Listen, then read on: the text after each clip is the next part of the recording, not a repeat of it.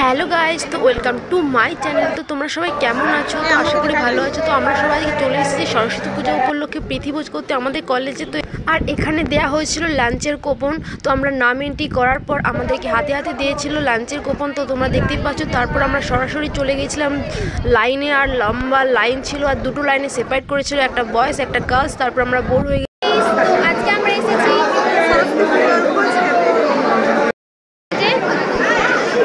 সমস্ত বন্ধুরা মিলে। আর এটা হলো খাওয়ারের জায়গা। তো প্রথমে আমাদেরকে শালপাতা দিয়েছিল, একটা টিস্যু দিয়েছিল, আর সমস্ত বান্ধবীরা সারিবদ্ধ হয়ে বসেছি। আর এই স্যারটা হচ্ছে আমাদের কাছ থেকে কুপন নিয়ে নিয়েছিল। তারপরে হচ্ছে দিয়েছিল আলু ভাজা। আর প্রথমে আমি আলু ভাজা দিয়ে স্টার্ট করেছিলাম। একটু পরেই এসেছিল গরম গরম ভাত, সঙ্গে ছিল ডাল ও আলু পোস্ত। গরম ভাত তরকারি। আর বলতে না বলতে চলে এসেছে চিকেন, আনলিমিটেড, যে যত নিতে পারে।